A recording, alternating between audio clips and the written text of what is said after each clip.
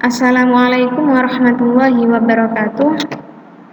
Alhamdulillah kita masih diberikan nikmat sehat sehingga terus mampu melakukan aktivitas harian kita. Sekalipun dengan kondisi COVID-19 jadi masih ada pembatasan-pembatasan sosial, namun hal itu jangan sampai mengurangi diri kita untuk terus belajar, berkarya, dan menggali skill kemampuan dari diri kita. Baik, pada pertemuan ketiga ini, yaitu pada mata kuliah pengukuran besaran listrik, pada pembahasan kali ini yaitu mengenai pengukuran. Pada materi yang sudah saya kirim file pada pertemuan kedua agak menyinggung pembahasan tentang pengukuran, yaitu pengukuran bisa dilakukan dengan menggunakan dua cara. Ada pengukuran secara manual, kemudian yang kedua ada pengukuran menggunakan alat ukur. Pengukuran menggunakan manual itu seperti apa? Seperti kita menggunakan mistar, seperti mengukur panjang kayak gitu, atau menggunakan penggaris. Dan yang kedua adalah pengukuran menggunakan alat ukur, yaitu bisa menggunakan alat multimeter seperti itu. Sebelum kita melangkah ke materi pengukuran lebih lanjut lagi, alangkah baiknya kita mengetahui pembahasan-pembahasan apa yang bakal saya bahas pada pertemuan kali ini.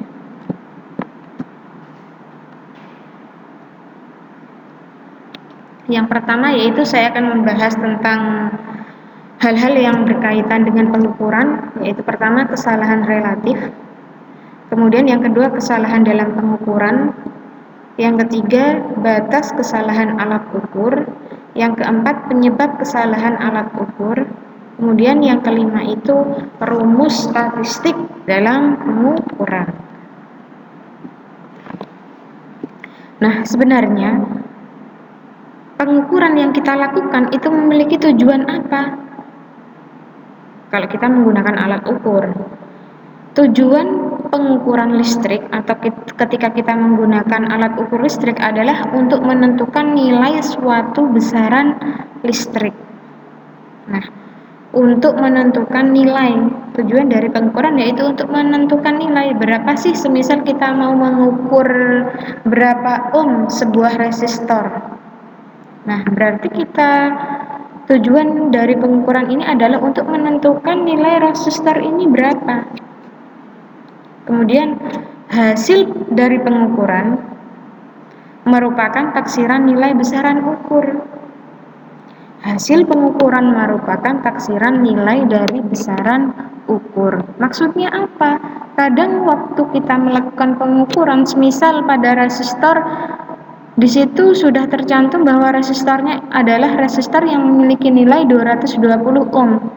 Tetapi kita ketika melakukan pengukuran menggunakan multimeter, ternyata kita mengukur si resistor itu adalah besarannya atau nilainya adalah 210 ohm, misal kayak gitu. Berarti kan hasil dari nilai itu masih taksiran.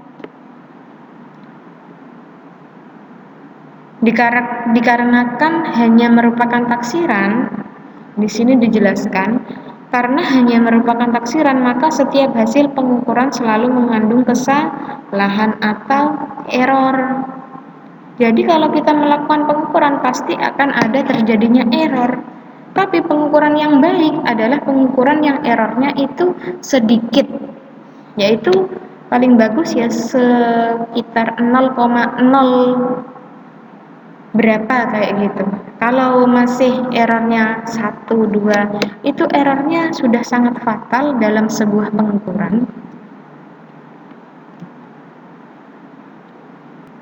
Ada beberapa istilah tentang pengukuran, yaitu yang pertama ketelitian atau presisi. Ketelitian atau presisi adalah derajat yang menyatakan kepastian hasil suatu pengukuran. Nah, kepresisian suatu alat itu ditentukan oleh apa? Yaitu ditentukan oleh skala alat ukur. Maksudnya seperti apa skala alat ukur itu? Yaitu semakin kecil pembagian skala suatu alat ukur, maka semakin teliti hasil pengukuran pada alat tersebut, kayak gitu. Contohnya bagaimana? Contoh, ada alat ukur mistar memiliki skala terkecil 1 mm. Kecil berarti ya, 1 mm. Sedangkan jangka sorong memiliki skala terkecil 0,1 mm dan 0,05 mm. Berarti lebih besar mana skala terkecilnya antara mistar dengan jangka sorong? Berarti skala terkecilnya masih lebih besar mistar daripada jangka sorong. Dengan kejadian seperti ini, maka pengukuran dengan menggunakan jangka sorong itu memberikan hasil yang lebih presisi dibanding ketika kita mengukur dengan menggunakan mistar. Seperti itu. Jadi membandingkan dari beberapa alat ukur yang memiliki skala paling kecil, berarti alat ukur tersebut yang lebih presisi dibanding dengan alat ukur yang lain.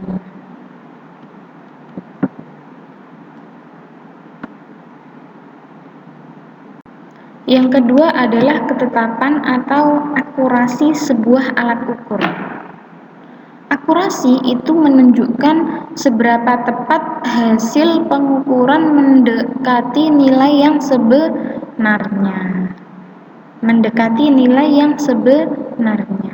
Jadi ketika kita lagi mengukur resistor, semisal resistornya saya contohkan tadi adalah 220 ohm, ternyata keakurasian sebuah alat tersebut setelah mengukur resistor tersebut, alatnya menunjukkan bahwa resistor itu memiliki nilai 220,001 menggunakan satu alat multimeter.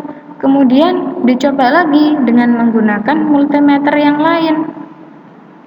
Ternyata setelah diukur resistor yang nilainya 220 tadi, ternyata diukur dengan multimeter yang kedua, nilainya adalah 215 misalnya. Jika seperti itu, antara multimeter satu dengan multimeter yang kedua, jelas lebih akurasi yang mana untuk alat ukurnya, yaitu lebih akurasi yang multimeter pertama. Dikarenakan apa? Karena pada multimeter pertama ketika melakukan pengukuran itu nilainya mendekati nilai yang sebenarnya, yaitu nilai yang sebenarnya dari sebuah resistor tadi adalah 220 ohm. Dan di multimeter 1 nilainya adalah 220,001 dibanding dengan multimeter yang kedua. Keakurasian pengukuran harus dicek dengan cara membandingkan terhadap nilai standar yang ditetapkan. Dalam contoh yang tadi, ketika nilainya si resistor adalah 220 ohm, berarti harus dibandingkan antara multimeter pertama dan multimeter kedua. Setelah dibandingkan, kita memperoleh nilai. Ternyata nilai yang lebih mendekati itu yang mana? Berarti alat ukur tersebut yang keakurasiannya itu lebih tinggi. Ini dicontohkan lagi, contoh sederhana. Semisal kita membuat sebuah alat ukur mistar, maka alat yang dibuat harus dibandingkan terhadap mistar yang sudah standar agar dapat memberikan hasil pengukuran yang tepat. Kayak gitu. Mistar yang sudah standar itu seperti apa? Kemudian alat ukur mistar itu dibandingkan. Adakah nilai yang error atau nilai yang errornya itu seberapa untuk menunjukkan akurasi dari sebuah alat ukur. Yang ketiga adalah sensitivitas atau kepekaan. Sensitivitas atau kepekaan itu adalah kemampuan suatu alat ukur untuk memberikan respon pada output terhadap perubahan yang kecil pada input.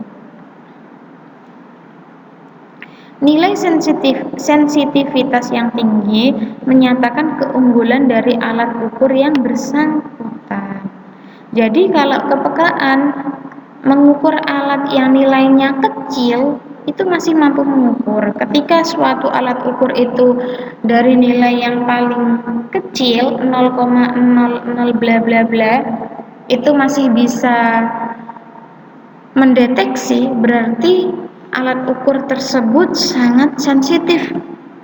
Contohnya, sinyal input arus 0,005 miliampere, mili ya udah kecil banget, udah mili kemudian nilainya 0,005 dan alat ukur masih mampu memberikan sinyal output, maka alat ukur tersebut memiliki sensitivitas yang sangat tinggi.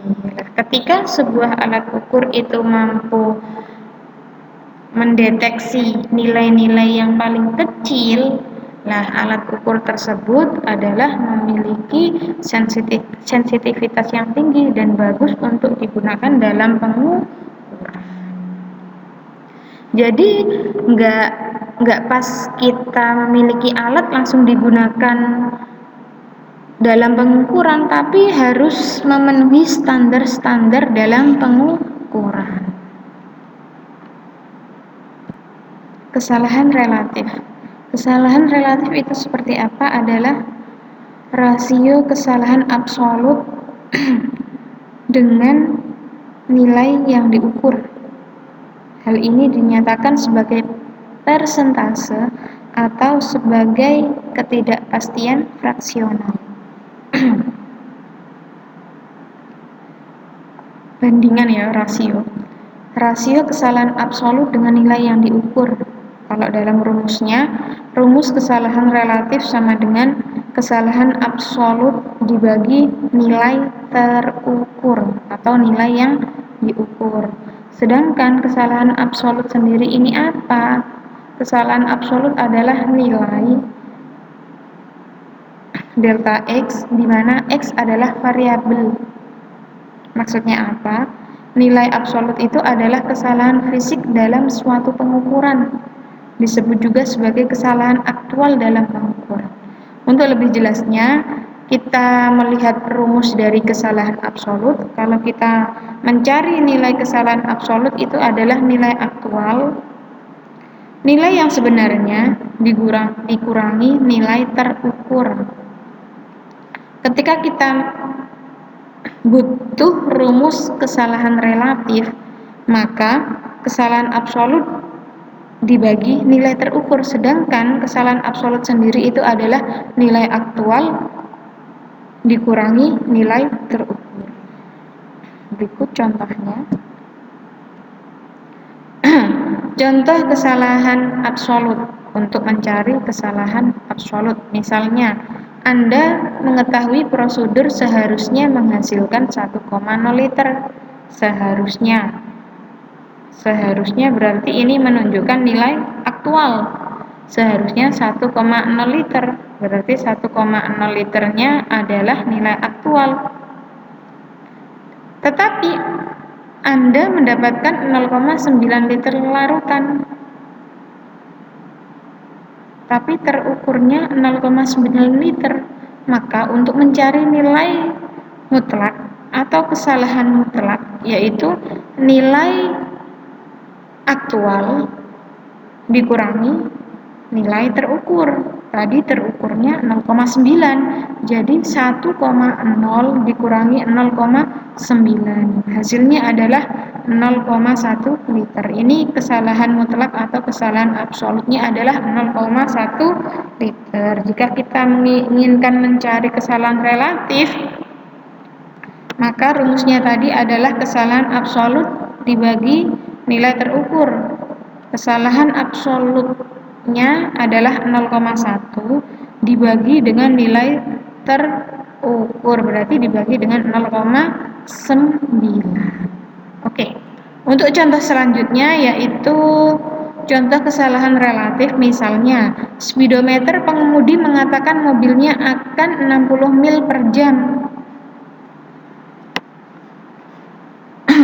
Berarti 60 mil ini adalah apa? Si alat ukur mengatakan, speedometer pengemudi mengatakan mobilnya akan 60 meter per jam. Berarti ini adalah nilai terukurnya. Ketika itu benar-benar akan 62 mil per jam. Berarti ini adalah nilai aktualnya.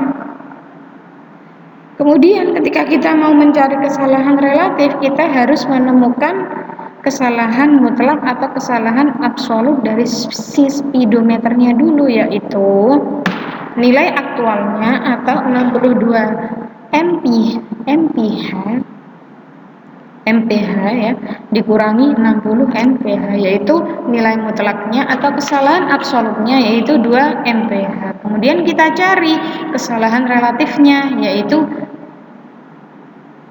2 atau hasil dari nilai absolut atau hasil dari kesalahan absolut dibagi dengan nilai terukur, yaitu kesalahan relatifnya sama dengan 0,033 atau 3,3% jika dipersenkan kayak gitu.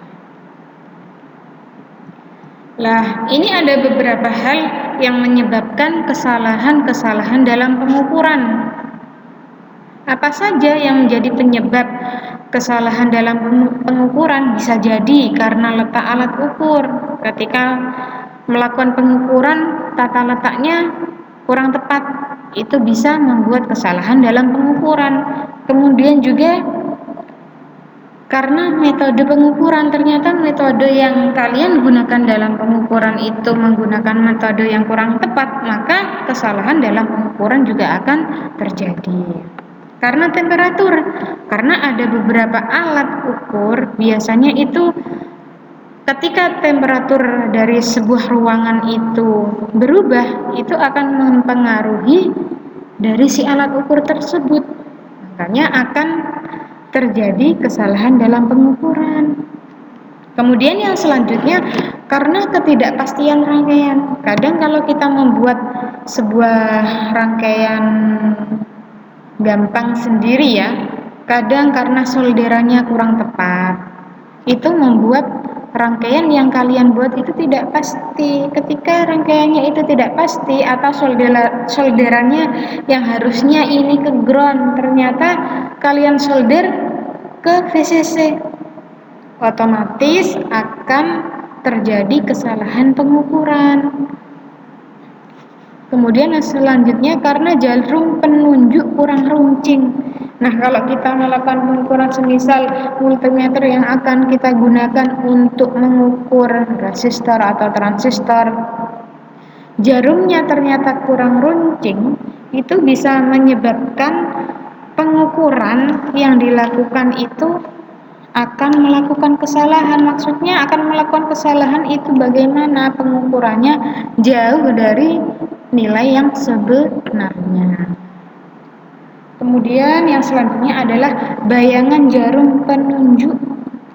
Bayangan jarum penunjuk, kalau kita nggak teliti melihat si alat ukurnya, bisa jadi human errornya atau kitanya yang melakukan kesalahan dalam pengukuran karena kita nggak teliti. Jarum bayangan ternyata kita baca sebagai jarum penunjuk yang asli, seperti itu. Kemudian ada penyebab kesalahan alat ukur, itu ada kesalahan umum. Kesalahan umum itu yang seringkali membuat pengukuran itu hasilnya kok sangat jauh ya dari yang sebenarnya kayak gitu. Kesalahan umum adalah kesalahan yang disebabkan karena manusia, berarti human errornya, berarti kitanya yang error. Ini contohnya seperti apa? Yaitu kesalahan paralaks. Ya karena ada jarum bayangan tadi, kita kurang teliti melihatnya. Kemudian kesalahan penaksiran, ketika kita sudah mendapatkan nilai semisal 1,05, kita menaksirnya itu salah. kita ketambahan angka 1 di depannya kayak gitu. Jadi 1,011 lah, itu sudah menimbulkan sebuah kesalahan dalam pengukuran. Kemudian lagi yang termasuk kesalahan umum yang dilakukan oleh human error-nya yaitu kesalahan pembacaan alat ukur. Lah, kitanya nggak tahu bagaimana cara membaca si alat ukur, entah dari nilainya atau dari hal yang lainnya ya. Kemudian penyetelan yang tidak tepat, atau sebelum pengukuran ternyata alatnya belum kalian kalibrasikan. Nah, itu juga akan membuat kesalahan ketika melakukan pengukuran. Kemudian yang terakhir adalah pemakaian instrumen yang tidak sesuai. Kalau kita tidak memahami alat-alat ukur ya, jadi kita melakukan pengukurannya juga akan salah karena kita nggak tahu fungsi-fungsinya, ini untuk apa, yang ini untuk apa, seperti itu. Jadi akan membuat kesalahan-kesalahan umum yang sering terjadi. Ketika kesalahan umum ini terus dilakukan dan terus ada, maka pengukuran yang kita lakukan pun akan jelek, nggak bagus ya.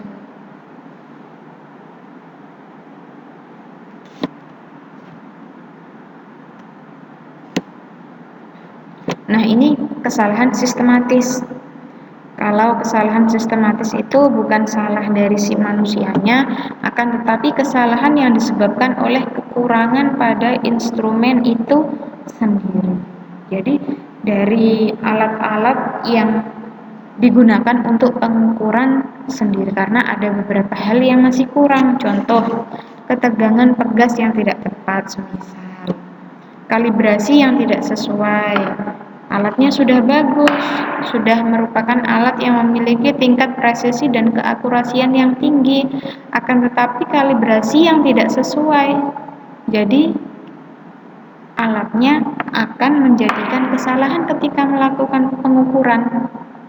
Kemudian perawatannya, ternyata perawatannya itu kurang sesuai, sehingga kadang kalau terbuat dari, biasanya kalau alat-alat bisa apa ya namanya, kayak kena air kayak gitu, nggak langsung dibersihkan, akan mempengaruhi kerja si alat.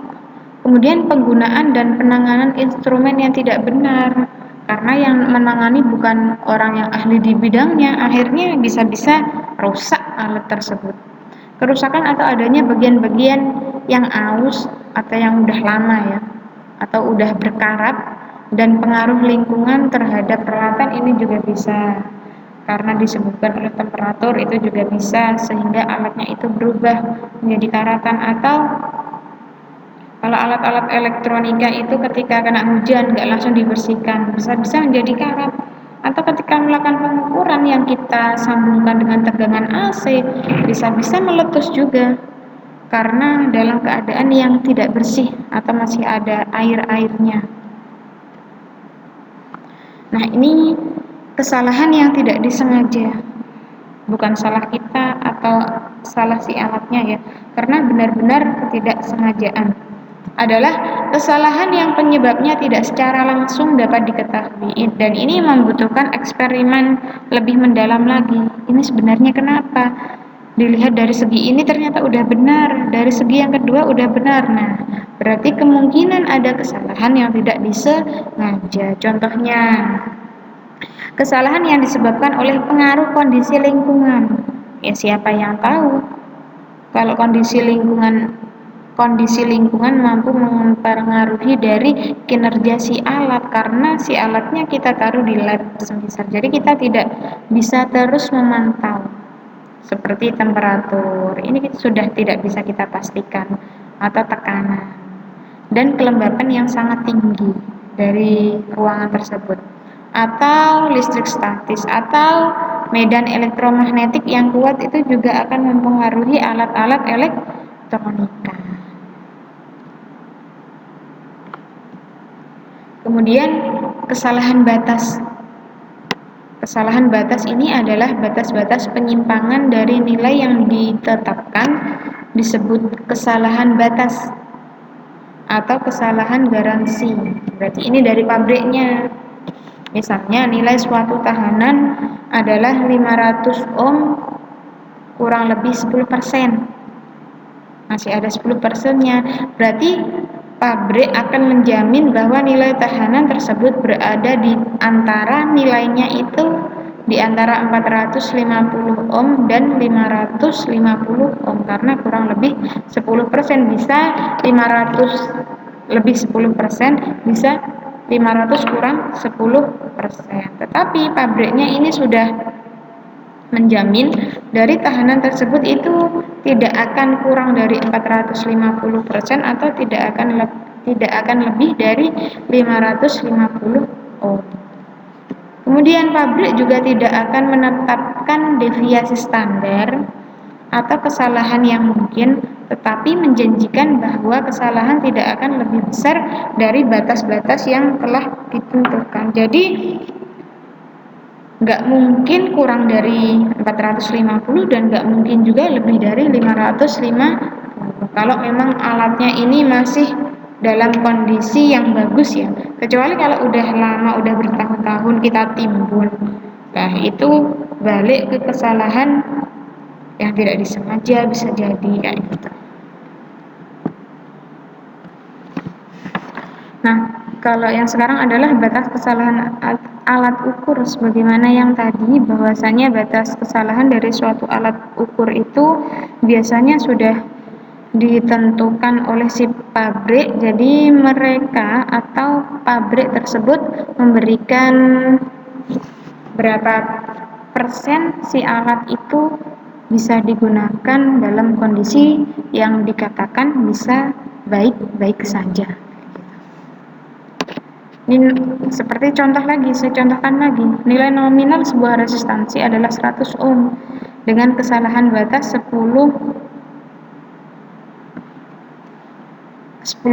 ya, harusnya salah.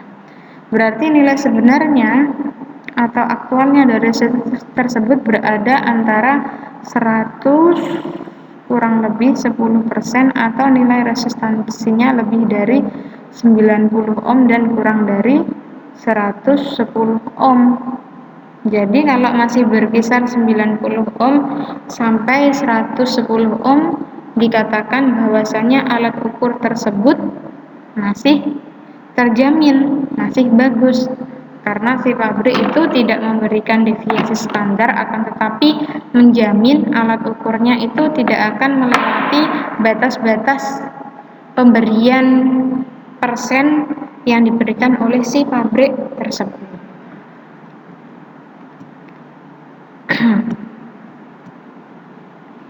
Kemudian sekarang untuk menentukan rumus statistik pengukuran, ada nilai rata-rata, ada nilai deviasi, deviasi rata-rata, deviasi standar.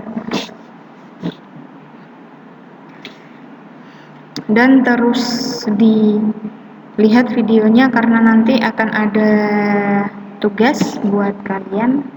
Oke, sekarang kita ke nilai rata-rata. Jika pengukuran itu dilakukan secara berulang kali dan tidak saling tergantung, maka hasil pengukuran dinyatakan dalam nilai rata-rata dari semua tanda bacaan. Tujuannya untuk apa?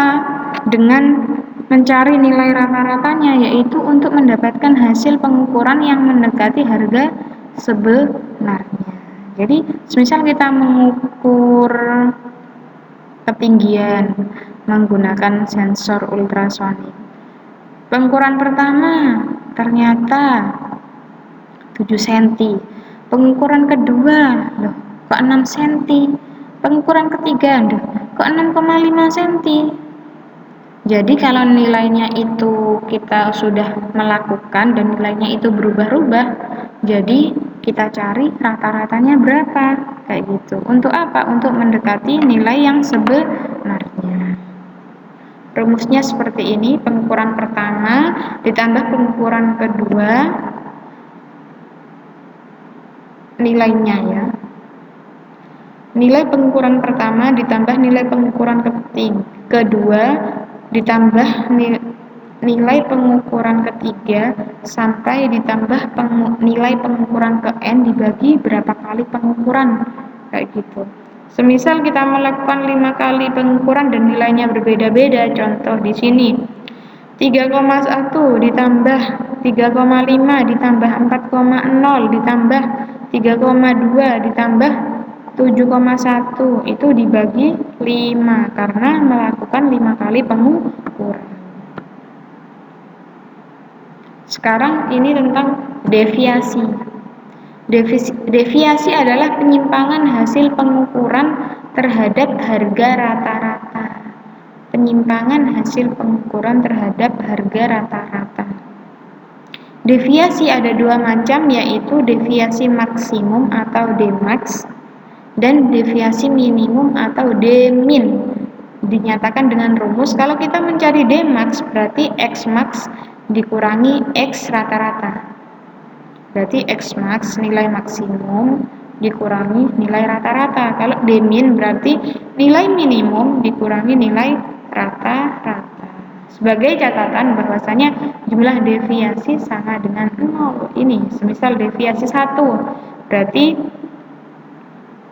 nilai max X1 dikurangi X, deviasi 2 X2 dikurangi X, sampai kayak gitu, sampai Dn Xn dikurangi X, kayak gitu.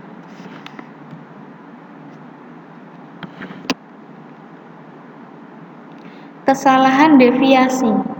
Kesalahan deviasi atau DS dilambangkan ya. Kesalahan deviasi ini adalah jumlah deviasi maksimum dan minimum. Tadi ada Dmax, ada Dmum, dan ini sekarang ada kesalahan deviasi. Kesalahan deviasi itu maksudnya bukan kesalahan dari si alat, akan tetapi jumlah deviasi maksimum dan minimum dibagi 2. Ini rumusnya. DS atau kesalahan deviasi sama dengan Dmax ditambah Dmin dikurangi 2. Contohnya, ada contohnya. Pengukuran tegangan pada sebuah beban listrik didapatkan data 117,62 volt sampai 117,03 volt. Tentukan nilai rata-ratanya berapa, kemudian rangkuman kesalahannya berapa. Ini maksudnya rangkuman kesalahan deviasi. Tegangan rata-rata berarti kalau rata-rata ini dijumlahkan semua, ini berapa kali pengukuran? 1, 2, 3, 4, berarti dibagi 4. Nah ini datanya 117 ditambah 1117 117,11 sampai 117,03 ini dijumlahkan kemudian dibagi 4, maka hasilnya adalah 117,06. Kemudian kita mencari deviasinya berapa? D1 0,04. Untuk mencari D1 tadi berapa? Bagaimana rumusnya? Kita kembali. D1 berarti X1 dikurangi X. X1 ini 117,02 dikurangi 117,06, kayak gitu di sini.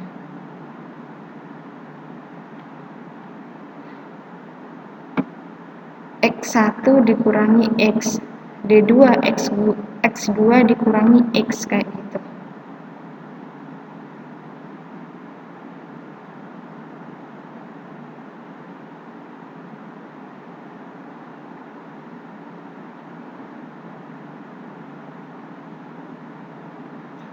Kemudian Dmax, mencari Dmax tadi adalah Xmax dikurangi X rata-rata.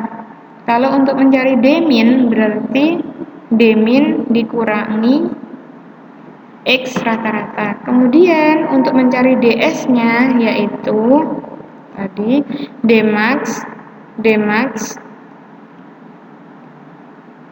ini ditambah Dmin dibagi 2. Jadi akan mendapatkan nilai dari rangkuman kesalahan deviasi.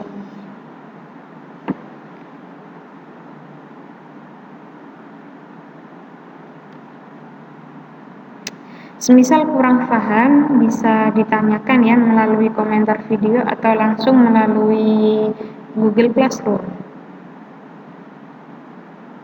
Kemudian ini contoh yang kedua. Suatu rentetan pengukuran arus yang tidak saling bergantungan dilakukan oleh 6 pengamat menghasilkan 1, 2, 3, 4, 5, 6. Tentukan nilai rata-ratanya berapa, kemudian deviasi terhadap nilai rata-ratanya itu berapa. Oke. Tadi ada 6 kali, ada 6 pengamat dengan nilai yang berbeda-beda.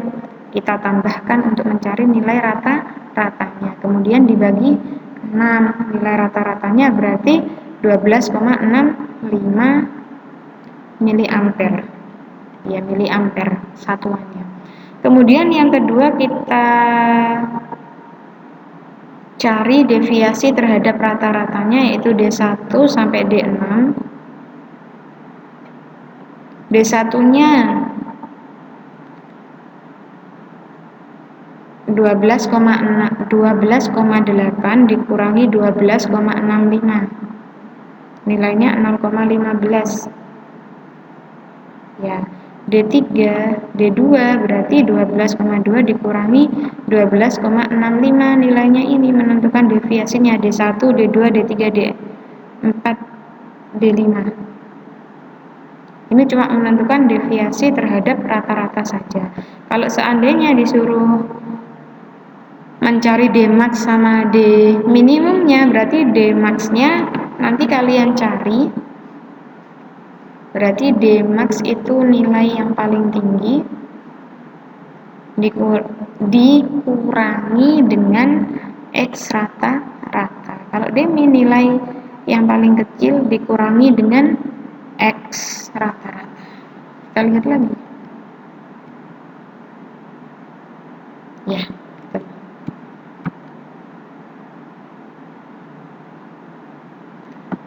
Kemudian tadi catatan jumlah seluruh deviasi nilainya adalah 0. Ketika kita menjumlahkan dari D1 sampai D6, maka nilainya adalah sama dengan 0.